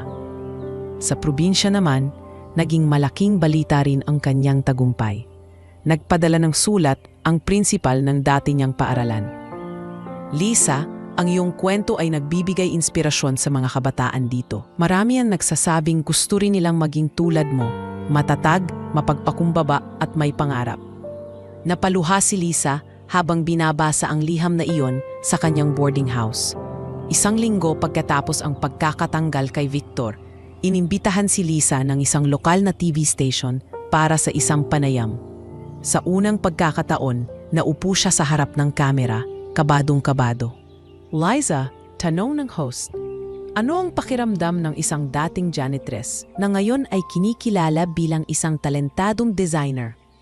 Sandaling natahimik si Liza bago sumagot. Para sa akin, hindi importante ang titulo o posisyon. Ang mahalaga ay kung paano mo ginagamit ang talento at puso para makatulong.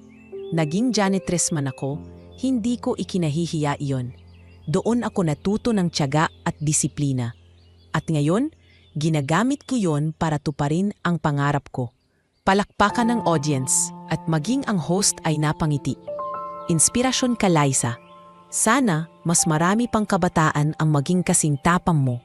Hindi lamang sa media siya nakilala. Nang bumalik siya sa kanilang baryo upang dalawin ang kanyang pamilya, sinalubong siya ng mga kapitbahay na may dalang tarpalin. Welcome home, Architect Liza, ang inspirasyon ng ating baryo. Napangiti siya at napaluha. Hindi pa po ako lisensyadong architect, aniya, pero salamat po sa tiwala. Niyakap siya ng kanyang ina at kapatid at naramdaman niya ang tunay na saysay ng kanyang mga pagsusumikap. Sa mismong baryo, nagpasya siyang magbigay ng libreng workshop para sa mga kabataang mahilig ding gumuhit. Sa ilalim ng isang puno, nagturo siya ng simpleng paraan ng pagdodrawing ng mga bahay at gusali gamit ang ruler at lapis. Ate Liza, gusto ko rin ping maging architect balang araw, sabi ng isang batang lalaki. Ngumiti si Liza. Kaya mo yan, huwag mong hayaang hadlangan ka ng kahirapan. Ang pangarap kahit maliit ay lalaki basta hindi mo bibitawan. Sa loob ng kumpanya, mas dumami na ang mga taong bumilib sa kanya. Ang mga dating nanunuya ay unti-unti nang natutong bumati at makipag-usap ng may respeto. Sa bawat meeting, kapag nagsasalita si Liza, nakikinig na ang lahat. Hindi na siya itinuturing na tagalinis lang, kundi isang tasapi na may mahalagang ambag. Ngunit higit sa lahat, isang malaking pagbabago ang naganap nang pormal siyang itinalaga ni Don Alejandro bilang junior designer ng kumpanya. Tinawag siya nito sa opisina. Liza, panimula ni Don Alejandro. Pinatunayan mo na ang sarili mo. Hindi lang sa husay, kundi pati sa katapatan. Simula ngayon, opisyal ka ng bahagi ng design team, hindi na bilang assistant, kundi bilang junior designer. Naluha si Lisa at halos hindi makapagsalita. Sir, maraming salamat po. Hindi ko po ito makakamtan kung hindi ninyo ako binigyan ng pagkakataon. Tumango si Don Alejandro. Huwag kang magpasalamat sa akin. Ikaw mismo ang gumawa ng paraan para makarating ka rito. Tandaan mo, ang kumpanya ay hindi lang tungkol sa mga diploma o titulo. Nasa gawa at puso ng tao ang tunay na halaga. Sa sandaling iyon, naramdaman ni Lisa na unti-unti nang tinatanggap siya ng lipunan, hindi lamang bilang dating janitress, kundi bilang isang taong may tunay na kakayahan. Ang kanyang pangalan ay naging simbolo ng pag-asa, isang patunay na kahit sino, basta't may pangarap, tiwala at tiyaga, ay maaaring magtagumpay.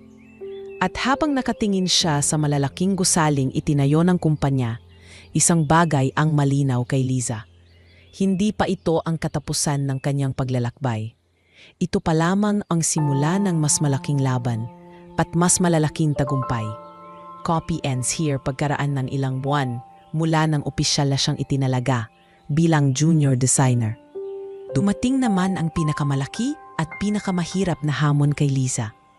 Isang international project ang pumasok sa kumpanya, ang disenyo ng isang malaking cultural center na itatayo sa Metro Manila.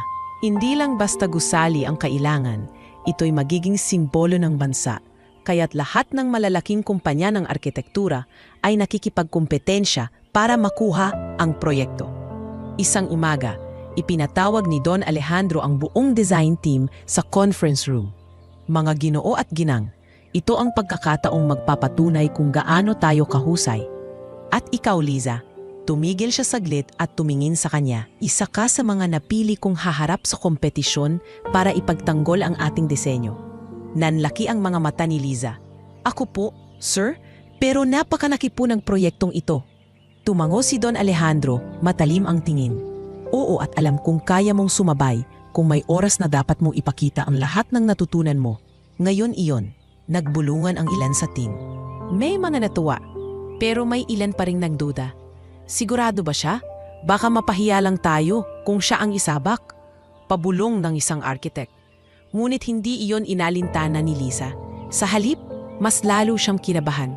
Sa kanyang isip, bumalik lahat ng alaala ng kanyang nakaraan.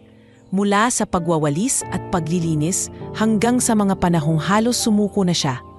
Ngunit na yon, narito siya, nakaupo sa conference room, kasama ng pinakamagagaling at hinirang upang makipaglaban para sa kumpanya. Simula noon, araw at gabi niyang pinag-aralan ang mga elemento ng cultural architecture ng bansa. Gumugol siya ng oras sa pagbisita sa mga museo, pakikipag-usap sa mga historiador at pagbabalik tanaw sa tradisyong Pilipino. Sa bawat guhit ng kanyang lapis, sinikap niyang pagsamahin ang modernong disenyo at ang kaluluwa ng kulturang Pilipino. Isang gabi, dumalaw si Mark sa kanyang boarding house.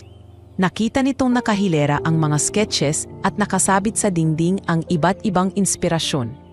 Mga larawan ng bahay kubo, mga lumang simbahan at mga makabagong gusali. Liza, sabi ni Mark, grabe ka na, halos hindi ka na natutulog. Ngumiti si Liza kahit may eye bags na sa ilalim ng mata. Mark, ito na ang laban na hindi ko pwedeng talikuran.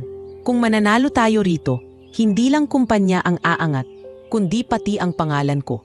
At higit sa lahat, may maipagmamalaki ako sa pamilya ko. Tumango si Mark at kahit may bakas ng pag-aalala, nakangiti siyang nagbigay ng suporta. Kaya mo yan, at kahit anong mangyari, nandito ako para sa'yo. Dumating ang araw ng kompetisyon. Sa isang malaking convention center, naroon ang iba't ibang kumpanya ng arkitektura mula sa iba't ibang bansa. Ang bawat isa ay nagpakita ng magagarbong disenyo gamit ang pinakabagong teknolohiya. Ang mga presentasyon ay puno ng holograms, digital effects at malalaking screen. Habang nakaupo si Liza at naghihintay ng kanyang turn, halos manginig ang kanyang mga kamay. Paano kung hindi nila magustuhan ang gawa ko? Paano kung masyadong simple kumpara sa iba? Bulong niya sa sarili. Ngunit naalala niya ang mga salita ng kanyang ina. Anak, hindi kailanmang magiging mali ang isang bagay na ginawa mo ng may puso. Nang tawagin ang kanyang pangalan, tumayo siya dala ang kanyang mga guhit at 3D mock-ups na hindi kasing bongga ng iba, ngunit puno ng detalye at kahulugan. Huminga siya ng malalim at nagsimula. Magandang araw po, ako si Liza at ito po ang konsepto namin para sa Philippine Cultural Center. Sa bawat sulok at disenyo, sinikap naming ipakita hindi lang ang ganda ng arkitektura, kundi pati na rin ang kaluluwa ng ating lahi. Ang bubong ay hango sa hugis ng bahay kubo.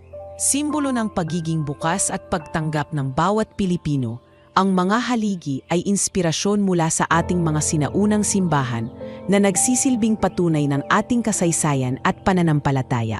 At ang buong estruktura ay nakaharap sa silangan, isang paalala na bawat umaga ay bagong pag-asa. Tahimik ang buong hall. Kahit walang hologram o makabagong epekto, ramdam ng lahat ang sinseridad ng kanyang presentasyon.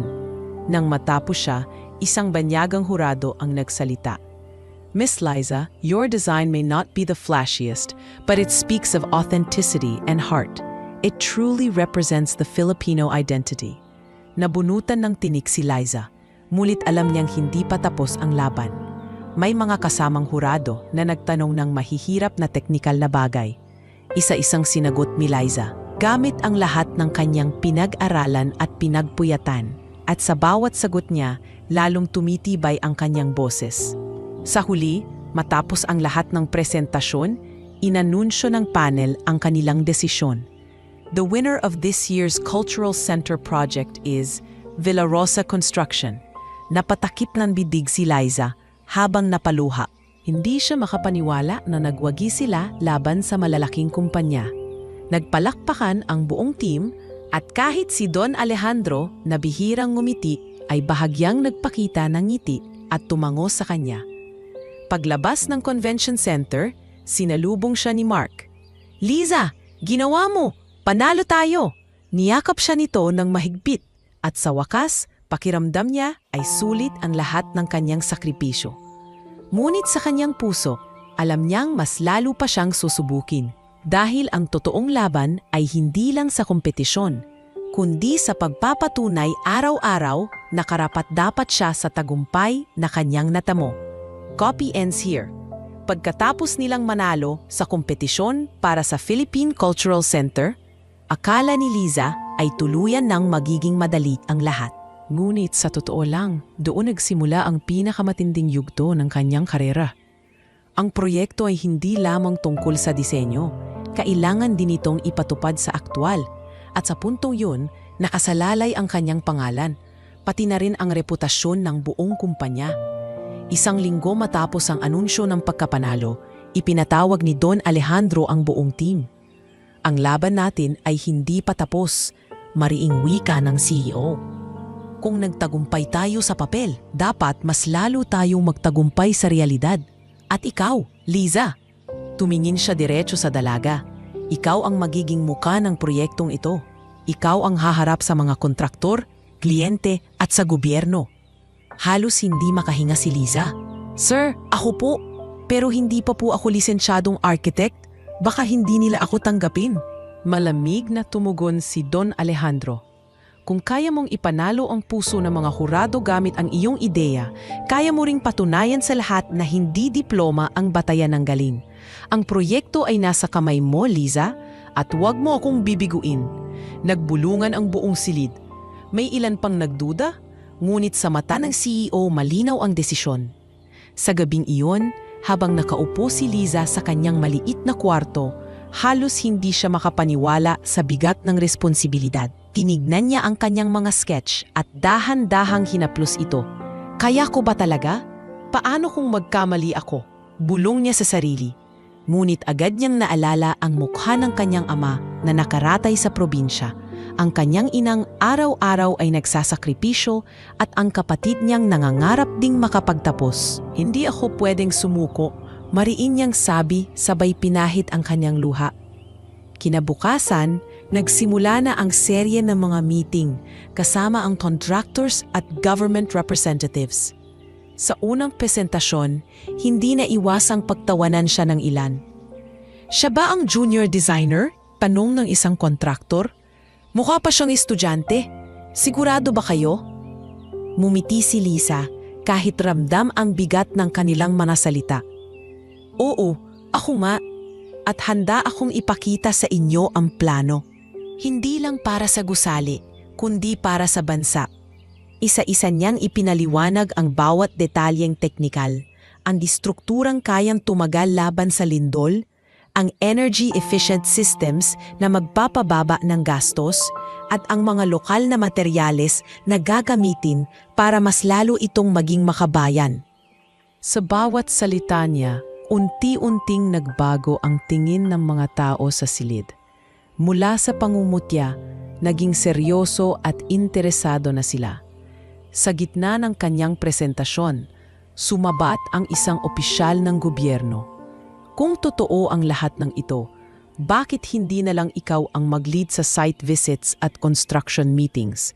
Tingnan natin kung kaya mong panindigan ang sinasabi mo." Hindi na umatras si Liza. "Kung iyon ang kailangan para mapatunayan ko, gagawin ko." Dumating ang araw ng unang site visit. Mainit ang araw at puno ng putik ang paligid.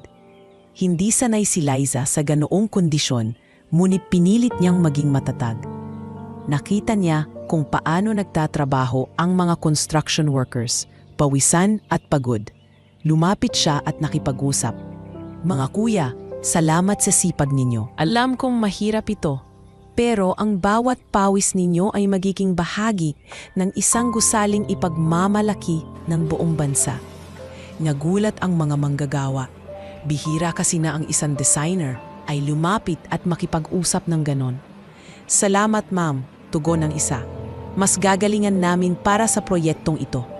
Unti-unti, nagkakaroon ng tiwala sa kanya ang lahat. Ngunit hindi naging madali. Dumating ang mga oras ng problema.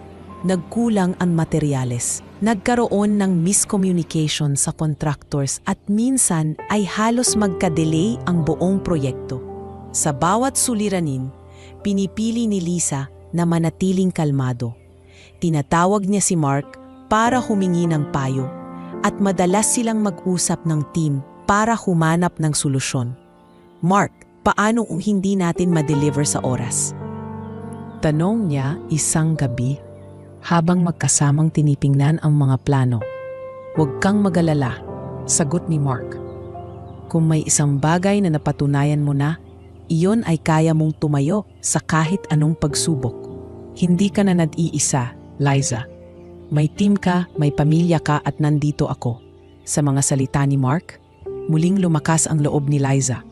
Dumating ang pinakamalaking araw ng kanyang karera, ang final inspection ng mga kliyente at mga opisyal ng gobyerno. Sa harap ng kalahating tapos na gusali, nakatayo si Liza na may hawak na plano. Habang iniikot ang buong site, ipinaliwanag niya kung paano gumagana ang bawat detalye, kung paano ito ligtas at sustainable, at kung paano nakapaloob ang diwa ng kulturang Pilipino. Pagkatapos ng inspeksyon, tumango ang pinuno ng proyekto mula sa gobyerno. "Miss Liza, wala kaming nakikitang dahilan para magduda. Ipinakita mong kaya mong maging leader. Sa totoo lang, nakaka-inspire ka." Napaluha si Liza sa harap ng lahat. "Maraming salamat po. Hindi lang po ito proyekto para sa akin, kundi para sa bawat Pilipino." Mula sa pagiging janitress na pinagtatawanan, ngayon ay naroroon siya. Pinapalakpakan ng mga opisyal at kinikilala bilang isang lider ng isa sa pinakamalaking proyekto ng bansa. At sa kanyang puso, alam niyang narating na niya ang ruruk ng kanyang karera. Ngunit hindi bilang isang taong ipinanganak na may pribilehiyo, kundi bilang isang babaeng nagtiyaga, nagtiis at nagtagumpay laban sa lahat ng hadlang. Copy ends here. Lumipas ang 3 taon mula nang magsimula si Liza bilang janitress sa kumpanya. Ang dating babaeng may mop at walis sa kamay, ngayoy isa ng kinikilalang architect, hindi lamang sa kanilang kumpanya kundi sa buong industriya. Natapos at na-inaugurate na ang Philippine Cultural Center, isang proyektong itinuturing na obra maestra ng makabagong arkitektura ng bansa. Sa araw ng pagbubukas nito, naroon ang mga opisyal ng gobyerno, mga kilalang tao sa industriya at libu-libong Pilipino. Habang nakatayo si Lisa sa harap ng gusali, nakasuot ng simpleng beige na bestida, halos hindi siya makapaniwala na ang lahat ng ito ay totoo. Nakita niya ang kanyang ina at kapatid sa gitna ng crowd, nakangiti at umiiyak sa tuwa. "Ate, ang galing mo!" sigaw ni Neneng habang kumakaway. Lumapit si Lisa at niyakap ang kanyang pamilya. "Para sa inyo lahat ito. Para kay tatay, para sa mga sakripisyo ni nanay, at para sa lahat ng taong naniwala, kahit minsan ay wala na akong lakas." Nang magsimula ang programa, inimbitahan siya ng isang government official para magsalita. Kinakabahan man, lumapit siya sa podium. Tahimik ang lahat habang nagsisimula siya. 3 taon na ang nakalilipas. Hawak ko pa lang noon ay walis at mop. Wala ni isa ang naniwalang may kakayahan akong magdisenyo ng kahit isang gusali.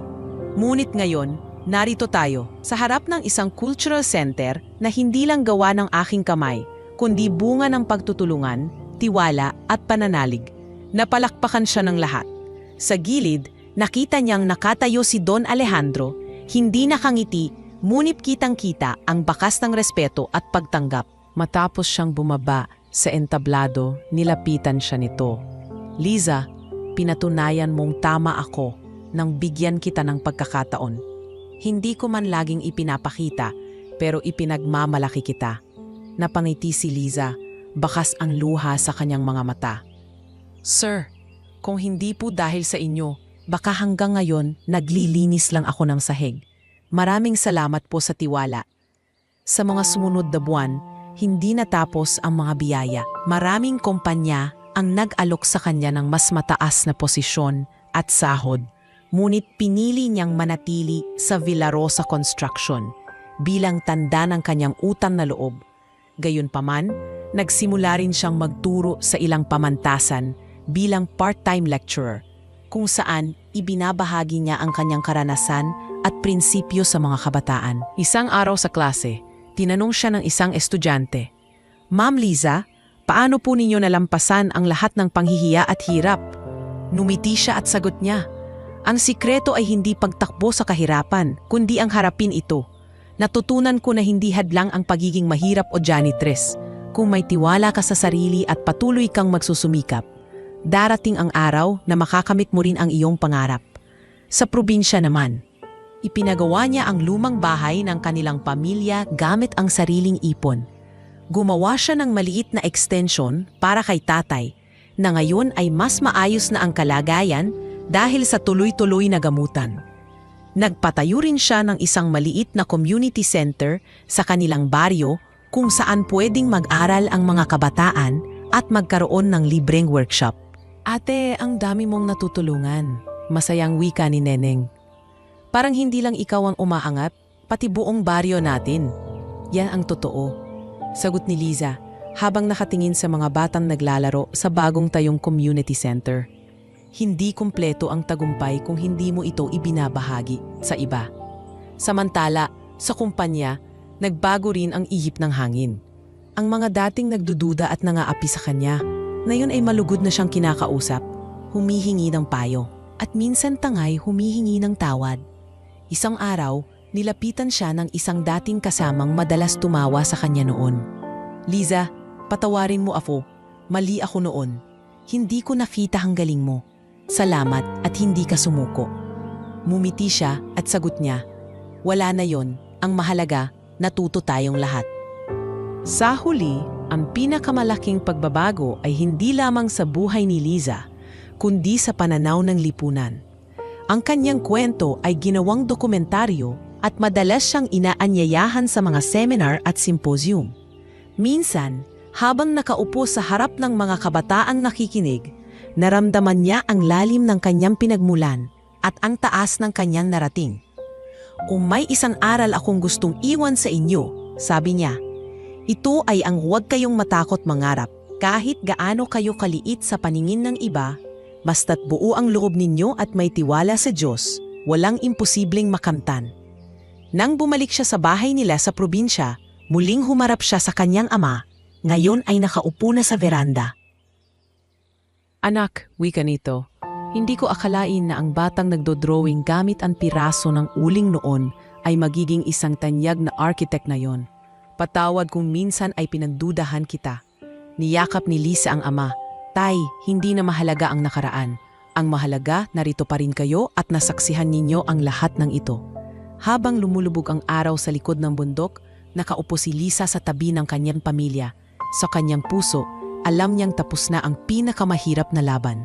Mula sa pagiging janitress na pinagtatawanan hanggang sa pagiging architect na iginagalang, natapos ang kanyang kwento, hindi sa luha ng kabiguan, kundi sa luha ng tagumpay at pasasalamat.